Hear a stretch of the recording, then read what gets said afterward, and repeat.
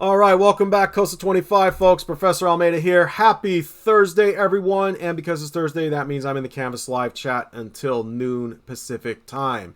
If you need to see me in person tomorrow, I'm only going to be available in M229 from 9 to about 9:50, just because I'm attending another workshop, and it was almost kind of like a last-minute thing. So, again, 9 to 9:50, but our instructional assistants will be there, so they can also assist you with the material. And speaking of the material, weeks 7 and 8, chapters 6 and 7, they are due this Sunday. If you have not started on chapter 6, I did send out reminders through the Canvas inbox, and you really need to get caught up, okay?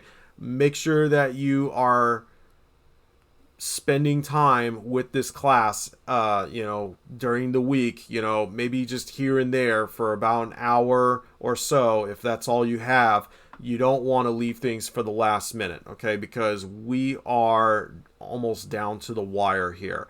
And on that note, let's talk about week 9, because we do have a new type of assignment. So let's pull up Canvas here.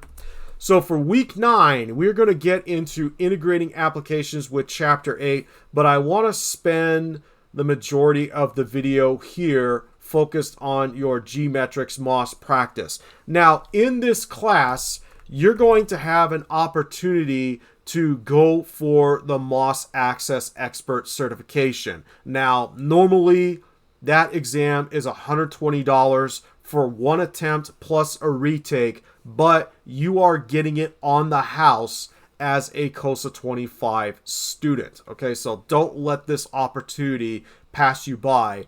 And for the next few weeks, you're going to have a chance to practice for the MOS Access Expert, and we're going to be using a platform called GMetrix. As a matter of fact, I've put together a video on how to use GMetrix, and you can also find it right here in the week 9 overview. So again, make sure you go watch this video on how GMetrix works. And as a matter of fact, I have my Windows 11 system open right here, and as I've been mentioning before throughout the class, you do need to have access to a Windows PC, not just for Microsoft Access, but also because you need to install a piece of software, GMetrix SMS. And as a matter of fact, I have GMetrix open right here.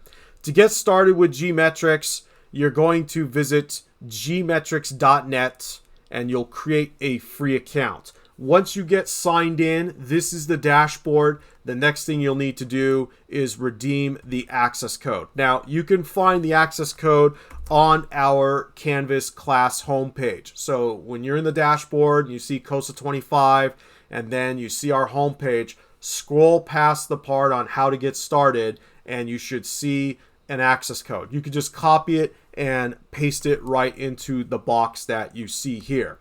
The next thing you'll need to do is download GMetrix SMS, as you can see here. So you'll click on this button right here, and then you'll download and install GMetrix SMS. Now, as before, if you are not able to install software for whatever reason, whether it's Microsoft Access or GMetrix SMS, you will need to arrange to use another system to come to campus to the COS Computer Labs, or you can use the Citrix Student Labs in your Viking portal as a last resort. But again, you want to make sure that you are able to install GMetrix SMS. Now, for this week's assignment,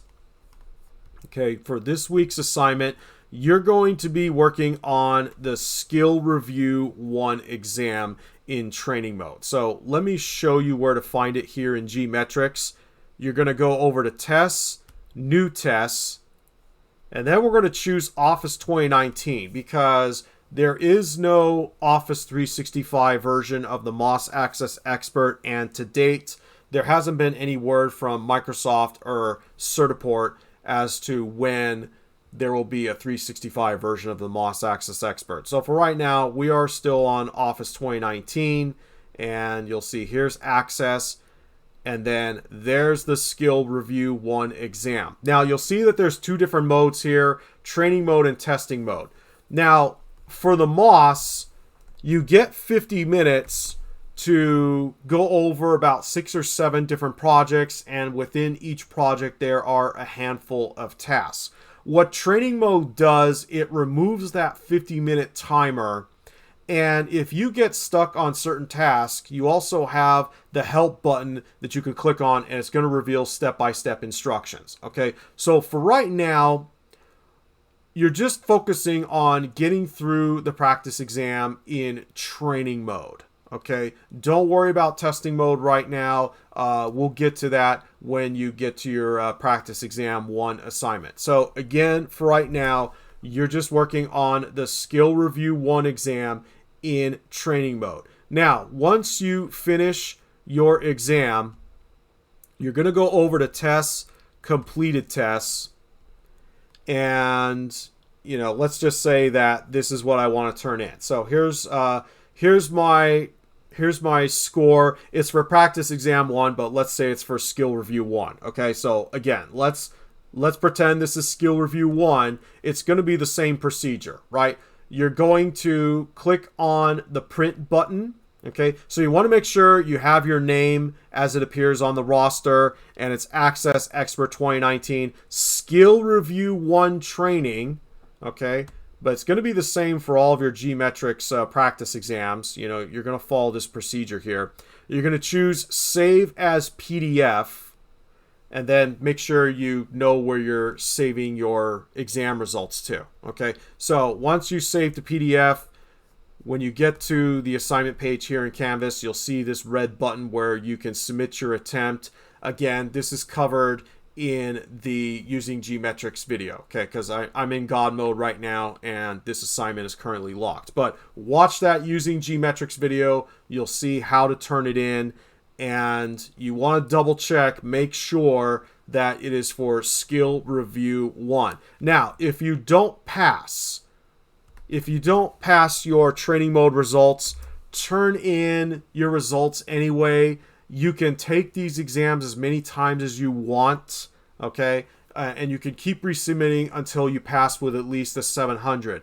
One other thing too, I have no control over the GMetrix environment, okay? You do have unlimited attempts, and if you run into technical issues with GMetrix, my best advice is to arrange to use another system, to come to campus and use the COS computer labs, or to use the Citrix student labs in your Viking portal as a last resort. Okay, but I'm not tech support, and if you do have issues with GMetrix, you can contact them directly. But again, I have no control over the GMetrix environment. So that is that for week 9. Again, let's make sure that we get our assignments turned in. Good luck out there, and again, keep practicing for the MOS and GMetrix. As we get closer toward the end, I'll tell you about a little incentive I have if you go for the MOS Access Expert and you earn the certification. All right, but for now, have a good weekend, and we'll do this again soon.